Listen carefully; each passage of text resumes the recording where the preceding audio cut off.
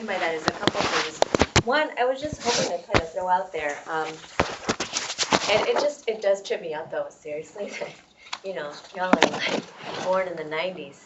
But I mean, this is in some ways, prompted by the question that was raised by Ben earlier. So basically, for those of you who weren't here, he asked a question about the LA Rebellion and how did the Filipino community respond. And I mean, first of all, I think we really need to talk about the 90s and all of the things that happened to punish communities of color after the rebellion. Because that is the context, at least for many of us. I mean, that's how I met Mark when I was an organizer at UC Santa Barbara, where I was an undergrad after I had transferred from community college. I went to DVC, some circular things. So, but let me just say, 1990, the rebellion, the 1992, the LA Rebellion happened. What did we get? We came back with full-on attack here in California. In 1994, what was introduced was Proposition 187. Well, first of all, 184, which was the whole three strikes law that basically would, really put more and more people into jail, and we know who's in jail. 187 attacked undocumented immigrants. I mean, if you think SB 1070 in Arizona was bad, 187 would have been worse. I mean, it would have made any public employee, a teacher in an elementary school, an informant for the INS at the time.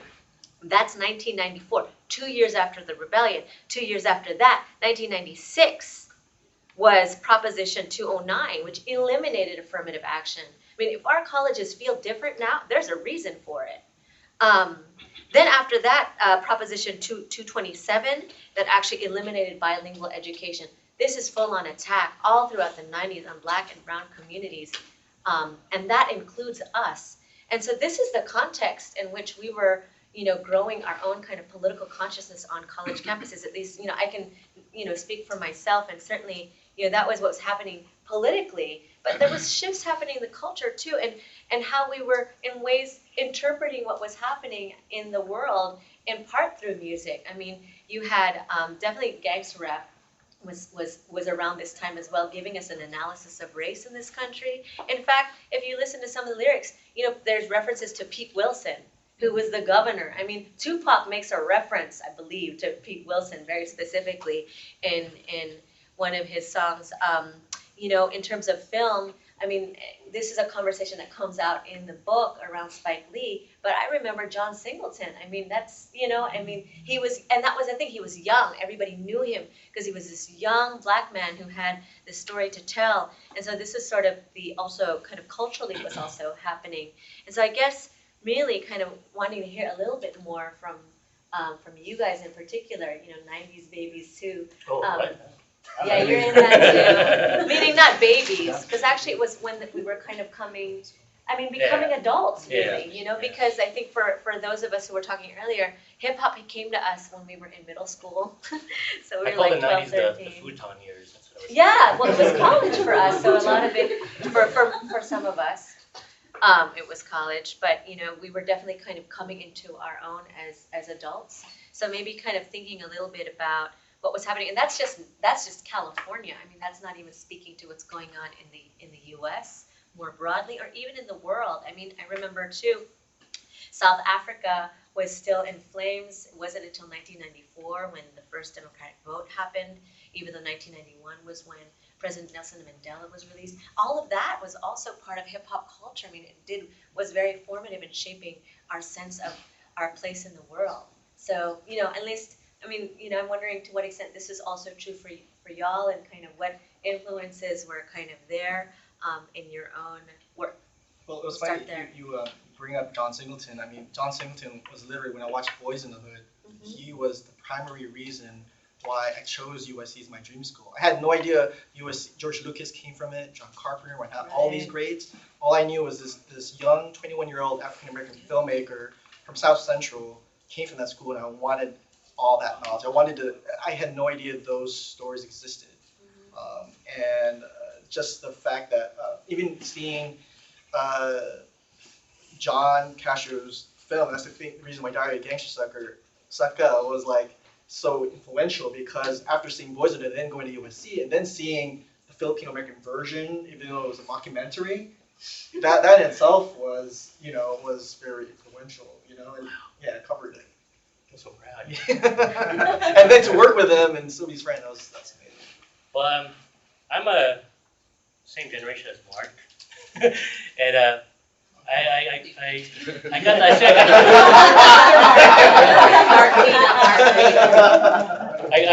I'm a like. Just say the mayor. Yeah, the mayor, the mayor with the D. The mayor. I wish it was the mayor of Rap City, but I got the best of like the 70s, the 80s, and the 90s. I think one of my biggest influences was because since I'm the youngest of 5 kids, I was able to like experience a lot of stuff that my older brothers and sisters were going through. Like my brother Joe, I grew up in San Jose, California, and yeah, and to me like the whole world was just. I thought Filipinos were the coolest people in the world when I was growing up. I never saw anything outside of it until like went to college, and then but my oldest brother Joe, he was like one of the best lockers ever. He was like the best in San Jose. He had a reputation in the South Bay. He actually beat the Booyah tribe before they were Booyah tribe in a locking battle. And by himself. He beat them up. He got so mad he actually threw chairs. They tried to throw chairs at him. That's a true story. But I was influenced to like through Soul Train, American Bandstand, got all those good influences, and then my first initiation with hip hop was, of course, the whole Rapper's Delight thing. But then after that, you guys remember, 2020 on ABC? Mm-hmm. They actually did a story on b-boying back in like 1980 or something like that, and that totally just blew my mind away. And after that, Style Wars came out, and then Beat Straight, all those films, and then, of course, that famous scene from Flashdance. So that got the Rock City scene, Rock City Crew scene. Not much you spinning at the end going. But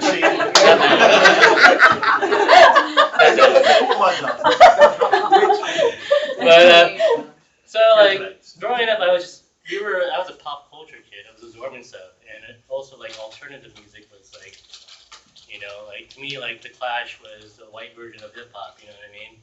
And so I was like absorbing all this stuff, and then I never thought about like Filipino consciousness or my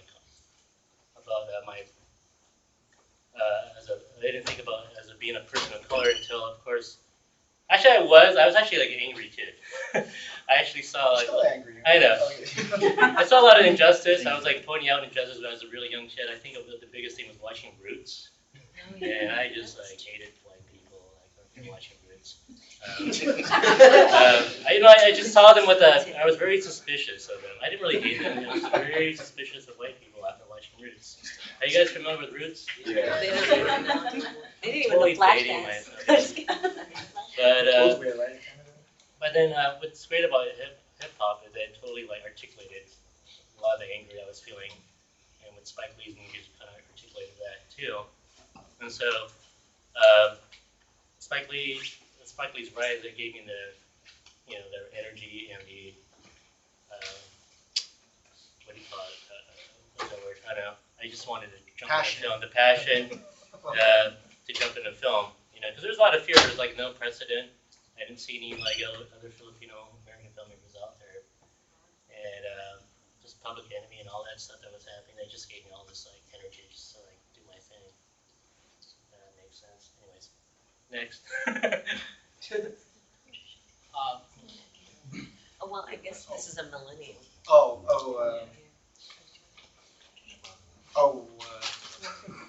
I was just saying that to add to that. I mean, I grew up in Daly City, so for me, I didn't get my culture clash until I went to USC, and I was like, oh my God, this is what Benjamin nerds look like. It's like fraternity, and for me, it was the opposite. It was weird. It was like I thought everyone was Filipino or Samoan or black and Mexican. It was crazy for me, and so my influences really was just.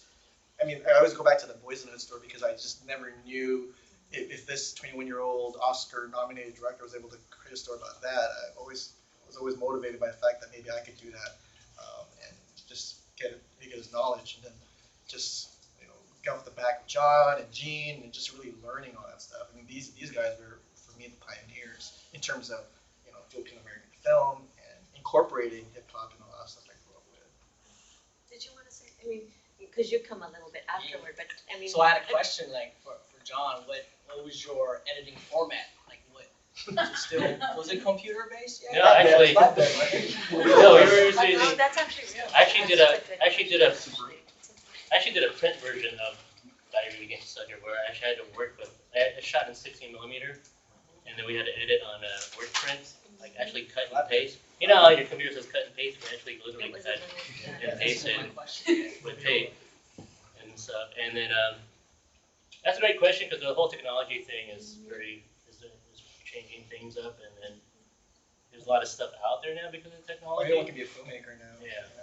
But at the same, there's a lot of stuff to weed through that is garbage. You know?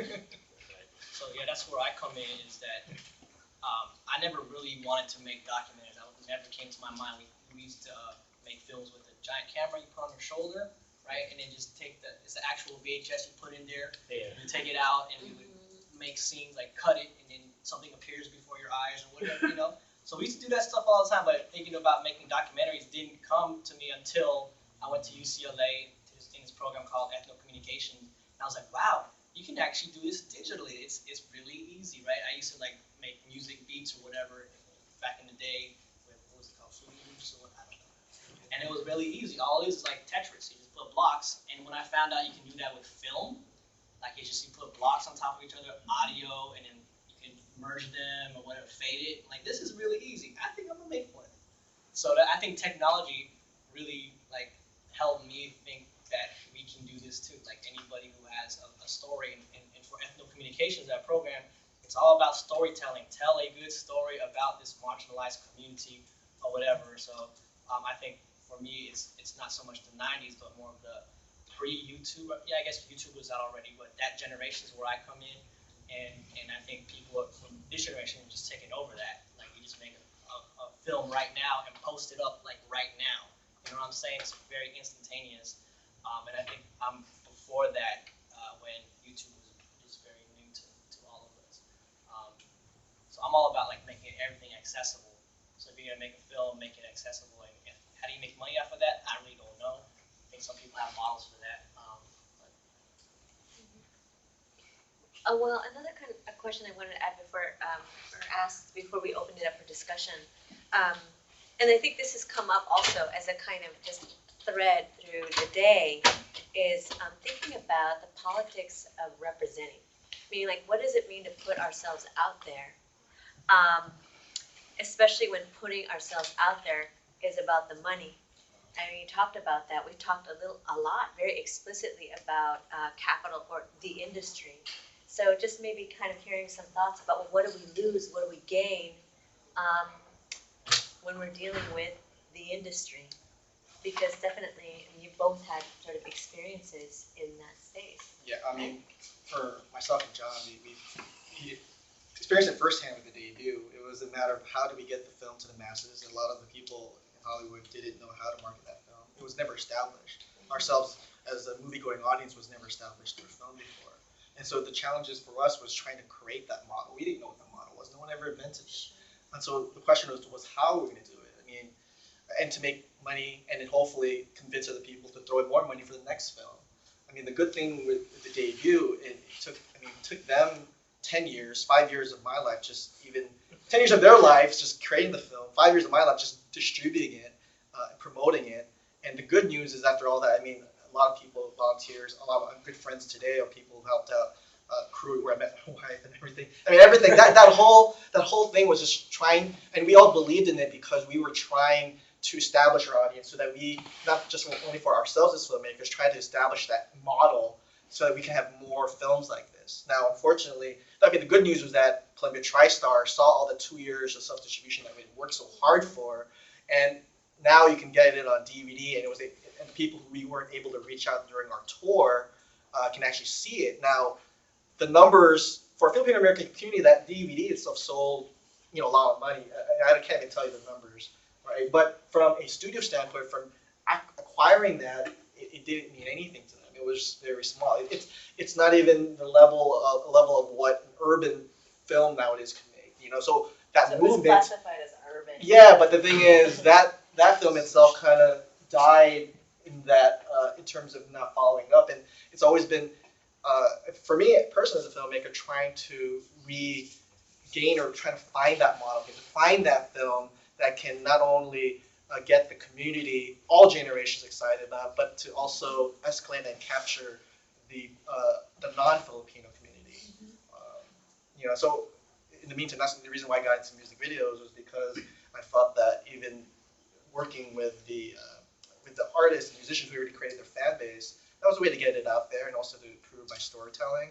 But then also because of the debut and all the other music videos we were doing, I was blessed again with the opportunity to shoot with the Black Eyed Peas and the label. And that was something that was not even going through the standard model of how you would even create, be able to direct a music video for the company. You had to, in the model was you had to be with a production company, you had to pitch, you had to, all the groups, they see all the pitches, they pick one, they assign, a company, it's kind of like advertising, a client, a company wins that pitch, they fund it, they make the video, it's a commercial for them.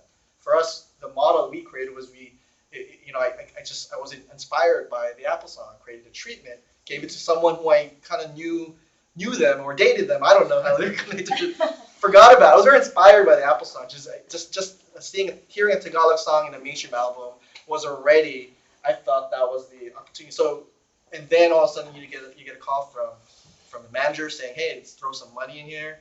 I already knew it was cheap. I've never really made a video of that scale. And the point was, okay, what was the model? And so my thinking was, okay, this was an opportunity to reach the masses, which we've been desperately trying to do with the debut. This was an opportunity. This wasn't a commercial, even though in essence for the label it was a commercial to promote their city, and Apple saw it as a way for him to tell people that he was a Filipino guy, not taboo. He was a Filipino guy. So that was his opportunity. So in a way, in the Apple song, when we got that gig, I knew because of my upbringing and just the friends and the community who I met and through the debut, I knew better to treat it more than just a commercial gig. It was a way for me to, if I had something to say about the community, if there's an issue bringing up, what can I say? So within that 3 minutes, someone could see that, someone who didn't know about the World War II Filipino veterans and stuff, and then maybe it forced that kid to research it. And that was my thing going in. They didn't even get paid to do the Black Eye. I didn't get 1 cent out of that. Everything was all done through the film, the production. You got to meet Fergie though. I got to yeah. That kind of dies out right away. But that was exactly the challenge, because again, we were like the debut. We were trying to create that model. There's no business. We don't come from the business sense, so I didn't know how to. I felt that representing the community and coming from the community activist form version was my best way to put my passion and my filmmaking in that. So not seeing it as a commercial, but seeing it as a vehicle to promote a community somehow. Can you go back to the question again? Yeah. No. Yeah, it was really about what are the possibilities that open up, but what are some of the dangers or the perils that come when you're dealing with the industry, right? What do you lose? What do you gain? Because part of what the conversation was this morning is partly there is a lot of concern about hip hop and its commercialization, right? That's one of the major kind of discourses that's out there. And so kind of bringing it to this conversation, what does that mean for filmmaking? What do you gain? What do you lose? Well, like when we were trying to go major we were very close to like securing a deal with 20th Century Fox and Dean Devlin. Dean Devlin is the guy who came up with Independence Day. Sorry, Mark locked out, I think. I can hear. Yeah, Dean Devlin produced Independence Day. He's actually half Filipino, and we were like very close to getting money from 20th Century Fox, and I was already like imagining the car I was going to buy. And But they were like, the studio, not Dean personally, but the studio was like, hey, can we like try to find a way to put like, what's his name, La Bamba guy? Oh, yeah. Or Tia Carrera find a role for Like them. the one who said she's Hawaiian. Yeah, and there's no way, like, I was trying to wrap my mind, where can they fit in this movie? I had no idea. And so, and then we were getting suggestions like that, and eventually, like, it was kind of a blessing in disguise that we didn't get picked up by them, because I don't know what would have happened, and so that would have been like, In the Hollywood wash version of the debut. Yeah. But I would have had a nice car. But luckily, like it didn't. It was a blessing that didn't happen, and we kind of had more power who we wanted to cast and who we wanted to put in there.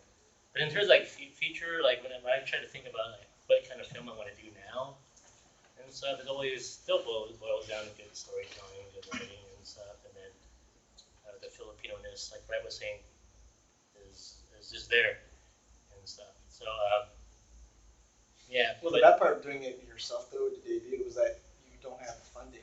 We Yeah. probably got more funding if we had Blue Diamond Films, or maybe made more money. The economics of the game. But if it wasn't for that, I wouldn't have met people like Rod, Labrador. Where is he? But we got to travel the world, like in the nation. We got to meet the Filipino community, and so that's how I met Candace. Just the pushing. Yeah, and that stuff. Who else was there? No people.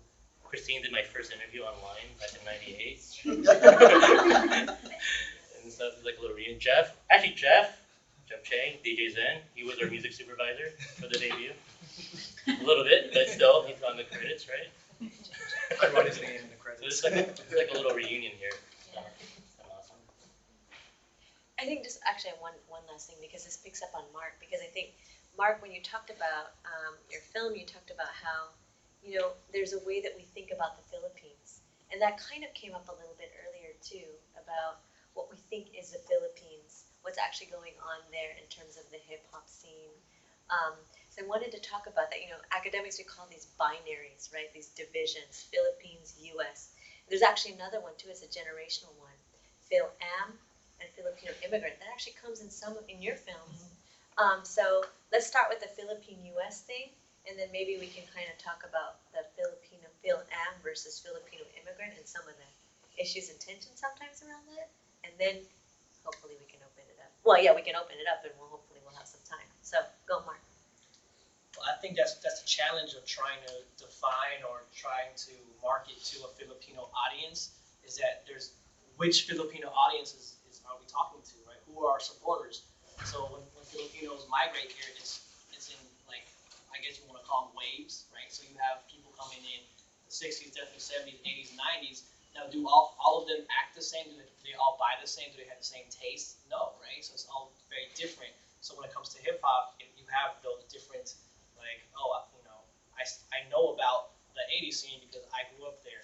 But then you have folks who come in 90s who have nothing to do with that because they're very new. You have folks, I guess, would be this college generation who were born in the 90s who have no idea this stuff happened. So I think this is probably the historical context as we're trying to lay out. So going back to the Philippines question, I think that's always on the consciousness of film, like visual representation, even the musical stuff, and even the movie Flipside comes to mind. So if y'all don't know Flipside, that's Martin Polito's brother who made that film, another pioneering film. Same time, right, as Debut? We were college mates. College mates, okay. Cal State Love. And in that film, the very end, and it has a huge storyline that's very convoluted, but at the very end, him and his grandpa, the protagonist and the grandpa, buy a ticket to the Philippines, and they're like, we gotta go, right, to the Philippines. So there's this homecoming theme to it. And I think that's a lot of preoccupation with Phil Lambs is where is home? How do we define home? It's in the music, right? Hawaii is, what is it, right? So I don't know where I'm going with this, but I think that's part of our art. That's part of our voice and our representation is trying to figure out where we belong in terms of being Filipino American, but also taking a step back and understanding there's many different types of ways to be Filipino American, different types of ways to be Filipino, and it's also blurring because you're Philippine is like, where am I? Am I in Carson, right? Am I in Irvine? it's interesting there because sometimes their hip hop scene is like bigger than stuff over here in a lot of ways. So. Is it Q&A yet? Yes. Wow. The mayor. So, I remember why it was called 5 Card Productions. 5 credit cards in order for Gene to finance it initially. And I remember how much our family just opened up all of our accounts and my parents' savings to finance Rod's film. And I remember when John was putting together Gangsta Sucker. And then we talk about... That's actually Mark's mom playing the Yeah. film. and using the house for free and all that. But and then you talk about the advances of technology. So my question is this: if it's so much more accessible, right? Financially accessible, technologically accessible, in order to produce film, why don't we see more? I'm waiting for that next golden age of filmmaking, and maybe it is happening, and maybe you guys know about it, or maybe you're leading the way again, with India 2. But where is it out there? Because I want to find it, and I want to make sure my kids see it. Yeah, that's what we've been struggling with for a while. Yeah, like, just finding the right, what's the code, what's the, because the thing is, it's just finding the project that, I think with the YouTube generation, a lot of it is putting it out there right away. It's an immediate reaction, immediate likes, and gratification, right? Something like the debut took 5 years for them to create, even for myself too. It's just doing all the research and all that, coming with something that would get people excited. And then with the funding, you were saying, 5 cards. Everything now you can use Kickstarter and Indiegogo, and something that we did with Movie 2. Now you can find people out there, that not just your immediate family, but the supporters who can come in. But then the burden is to try to hopefully make something that doesn't just excite your, because for me it's also the economics, right? I don't want to just make something that all of a sudden just doesn't do well, doesn't make money back, and I can't make the next thing. So because for me it's about riding that wave and trying to create more stuff, like be the Tyler Perry of Philippine American cinema, finding that the all these films and all these other filmmakers. With the dresser. Maybe that's what we need to do. We need to try and So I just want to follow up with this. So I get it that with YouTube we could satisfy our desires, right? And I heard about this thing and type it up and then I could watch it real quick. But are we saying that we're only into snacking? That we don't want the full meal? I mean, I still yearn for feature, full length, deep characters. But that's my generation. I don't know. Are we seeing that the younger generation coming up is satisfied with just, we should ask. We should ask them. Well, Because, I'd like to know. Gene and I did a screening at LMU a couple months ago. We showed the whole film, and we asked the students what did they want, and it was just dead silence. And I think some like that, they don't really. A lot of them didn't care about they're not waiting for the next film. They're So let me ask. okay. Do you want to watch a 2-hour production of something like that? Or you just want to see a 5-year-old do a drum rendition Well, of Let It Go or something. This may or may not be the representative audience though. That's true. Because we're here, we're approaching this from a very academic standpoint.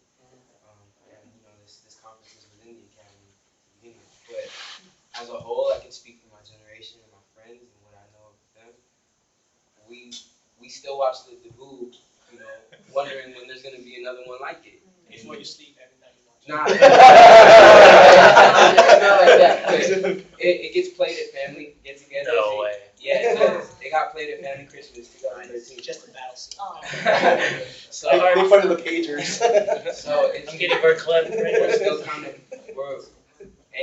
my group of friends aren't filmmakers, so we're still kind of waiting for something. That's good to hear. But yeah, I mean, the problem, we always not always wanted, but we want to do a debut too.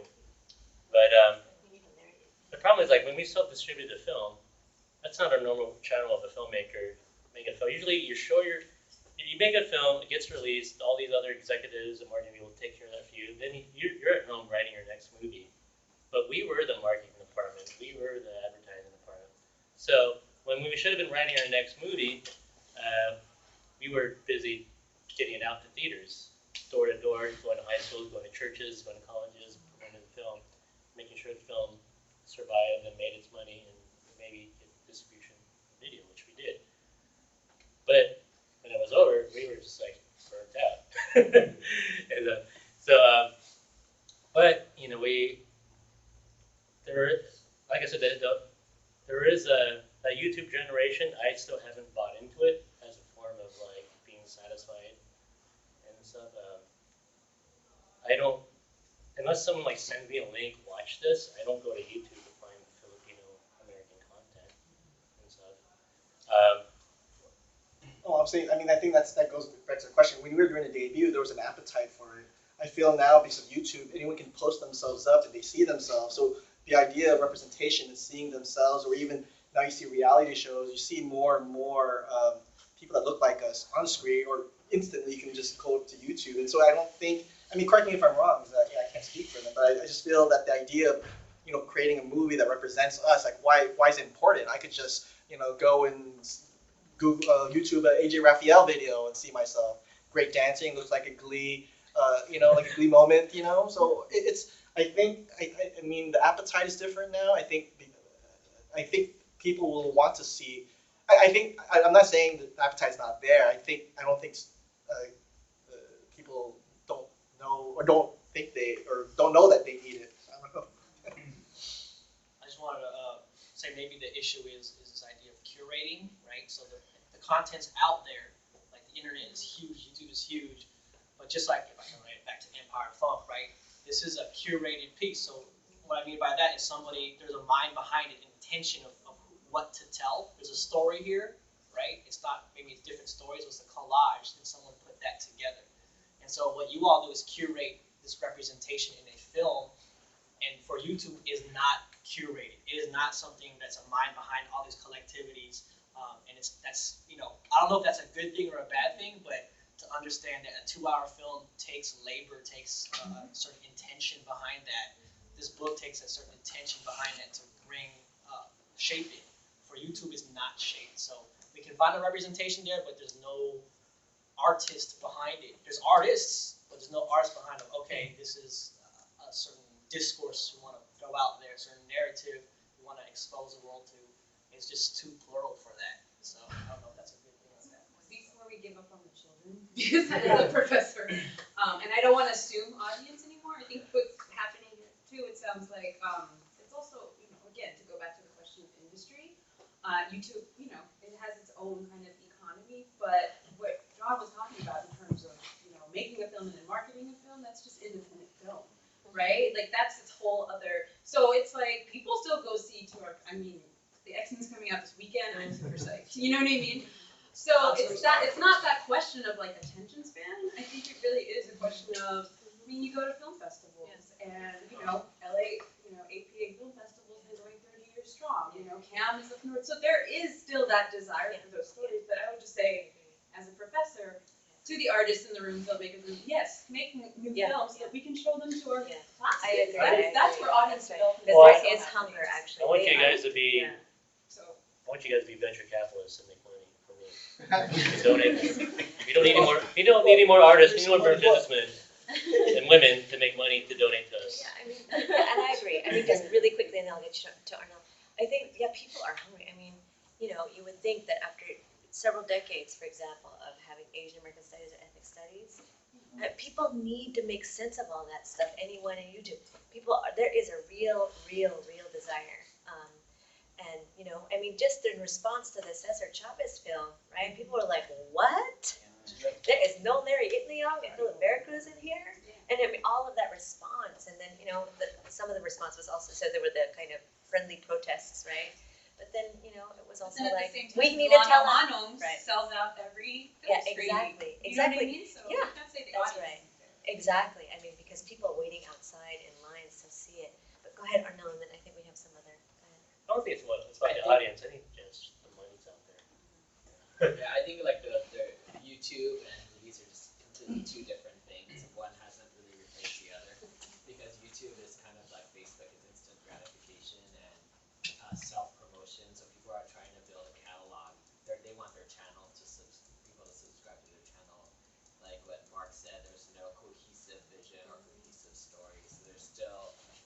there's still a lane open, you know what I mean? And because of films like the debut and all of the ones who are trailblazing, we have more knowledge now. What it is actually someone having a novel, visionary idea that people can jump onto and grab. And right now, because we have so many, this is an opportune moment because we have so many Filipino American artists who have gigantic talent, like AJ Raphael and these others, that if there was just the right project with the right vision and the right story, it would be easy to pull people together and jump on it.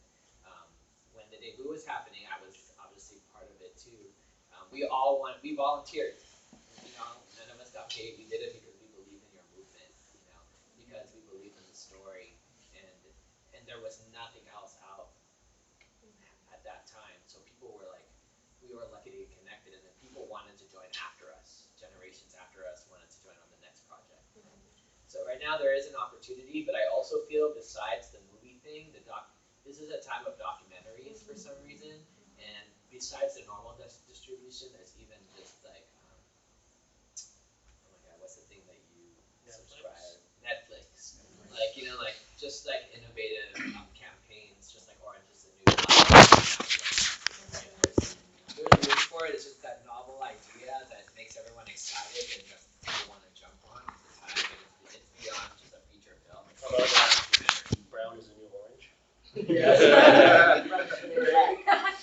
Well, the thing is, I think it's the reason, even finding that appetite, for me, I needed to see it, because, you know, I've always wanted to, I missed that whole wave. I saw the debut with my own eyes around the country.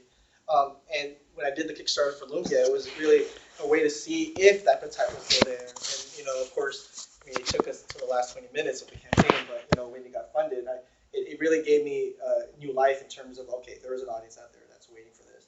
I mean, they haven't even read the script, but they're really out there. They want to see it. So that actually gave new life. And so, you know, I don't want to knock.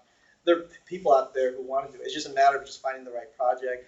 And of course, I know that people are going to come in and want. I mean, I'm still getting emails and people who want to come in and I don't know, like be a background extra or sing. I'm already getting songs, a soundtrack already for this movie that's not even. I haven't even gone far in the camera yet. You know, so I mean, you know, the optimism for me is excited that I know that it's out there and there are different models, Netflix or web series. I mean, Vimeo or even iTunes.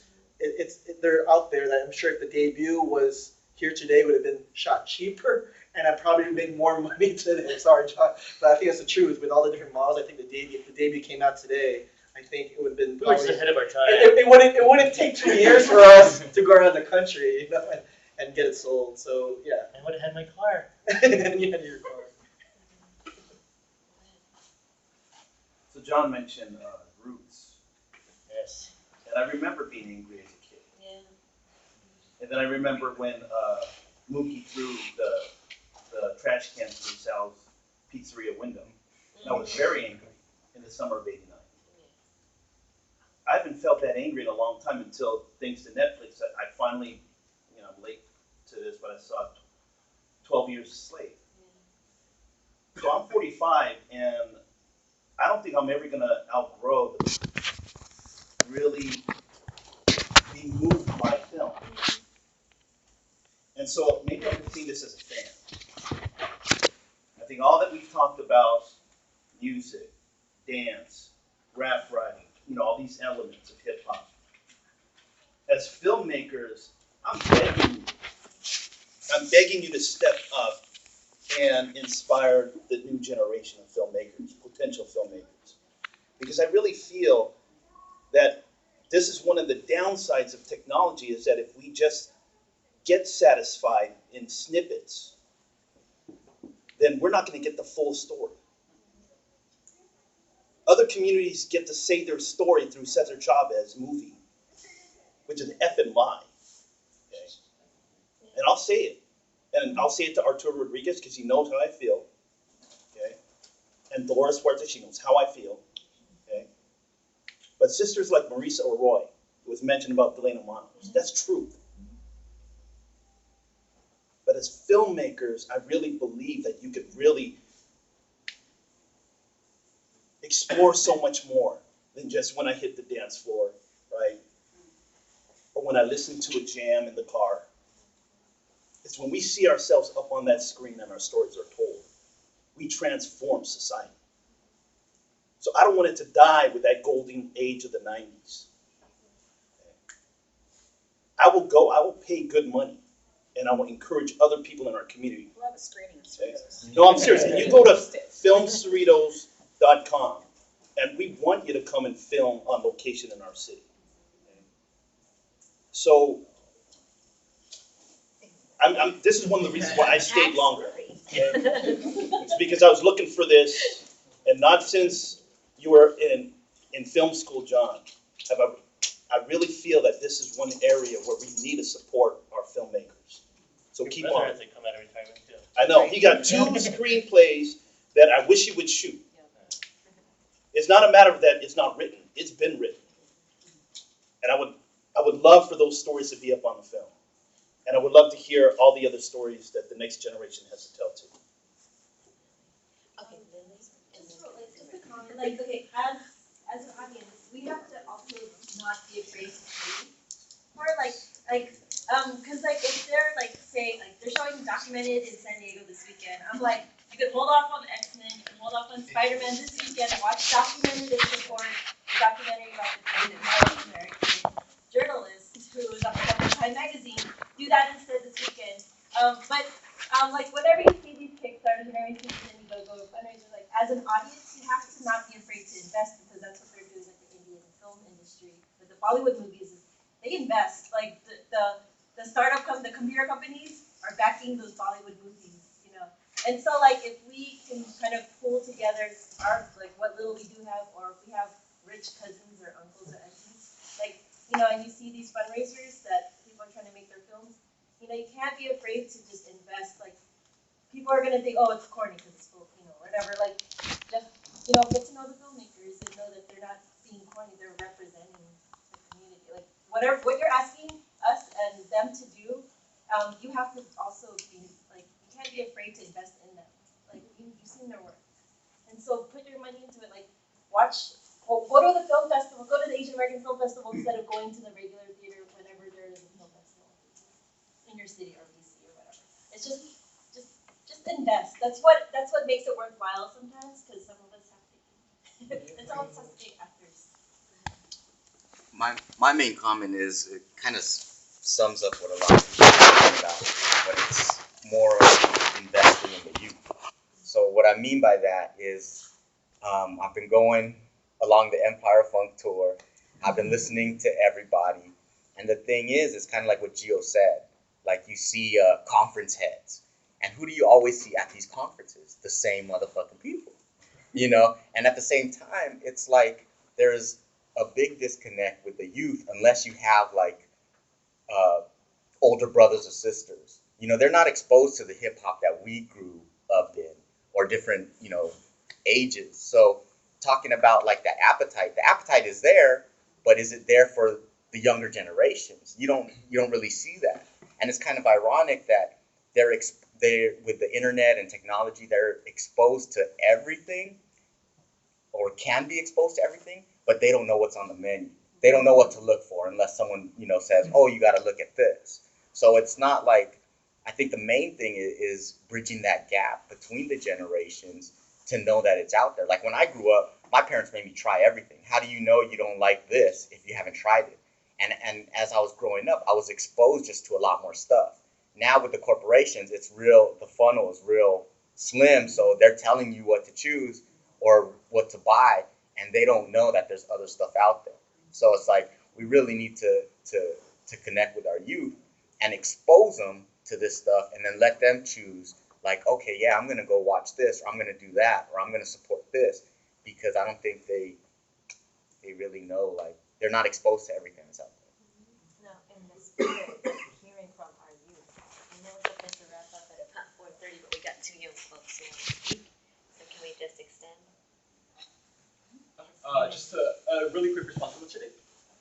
Lily. To her comment on like investing in this thing. I think I agree with that. Like I think that is important, but also just understanding like the monetary accessibility of financing something like that amongst people of color and especially even Filipinos who still are in pockets of poverty here in California, or in the U.S. So I think that's something to just like keep in mind. And with that said, I mean, looking at like how to make these type of indie films more popular, the way the debut was, I think we also need to realize that we live in a very like neoliberalist country. You know, there's a really big focus on the individual, and the types of things that we see on TV that are very popular are certain people, certain stereotypes. You know, very certain people that show how you want to be represented. You know, so it doesn't necessarily show every individual or every multifaceted person amongst the Filipino community. But I think what Arnell like brought up, what I thought was really tactful, was bringing up the Filipinos who are celebrities now, or who are amongst like popular culture, YouTube stars, and possibly getting them together amongst like kind of a bit of a coalition to bring this together and get that audience there. And I think that's how you'll be able to attack like the youth culture, just as an idea. I mean, but I think that's really important to think about. Oh, well, to connect to what was your name? Robin. So, the exposure. Yeah, I know. I'm shy.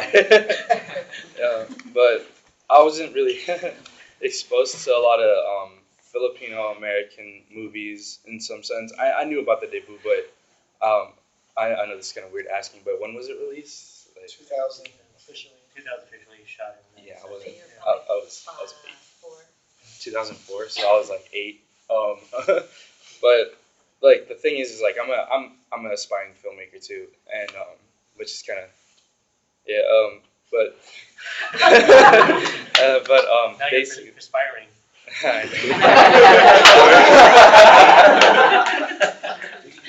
Yeah, so basically I had to like kind of go out my way to find these things and know about like documented, and it didn't really happen until like after high school. And I thought that was something that really hit me, like with like the not being exposed to those kind of things is probably a big reason why I didn't know about these things. And like if I did, then I would have went full force, because I've been like trying to like aspiring to be a filmmaker since I was in like 7th or 8th grade. And I just thought like if the exposure was there, like within like high schools, like just like a small like after school thing or whatever. Because I volunteered for the Asian Film Festival, and that's when I like solely understood like, oh, this is like where I think that the exposure is there, and that there is an outlet, but there's a lot more that there could be like brought into it. Like I was trying to like promote it because I know that like the main film was documented and it was based off of a Filipino American, and trying to like in that gap of his personal story. And for me, I think all in all, it's just within the youth that's where it grows bigger compared to just like one generation. It's just like connecting all of them.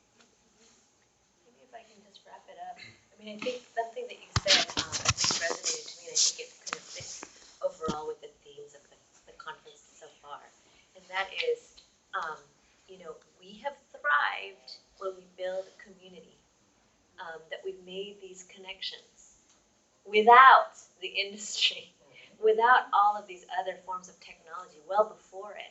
And I think that this model you propose may be something that we really need to actualize. I think Mark kind of proposed a really interesting idea about a kind of intergenerational kind of space. But I think there are some initiatives that getting out there. I mean, I'll just where like even as academics, like y'all don't read our books either. No, but meaning or bio. I know, or bio. You know what I'm saying? No. When I try to write something, when I try to write something, I always think of you guys. You guys scare me. When I try to write something, I think of you guys because you guys scare me. What you're gonna say about it. Oh no! I mean, I think that don't be so scared.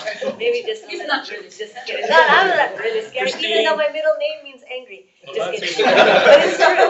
But it's true actually. But no, I mean, I think there are people who are really committed to this, and I think who are committed to it in really kind of going back to different sorts of models of community, of creation. I mean, talk about neoliberalists. I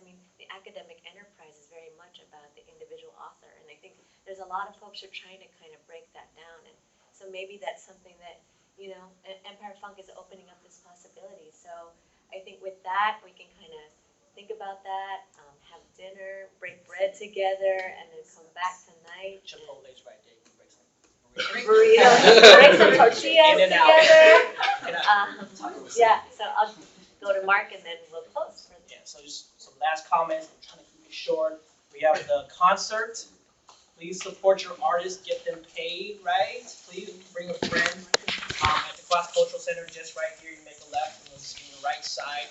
$7. If you can buy in 20 minutes,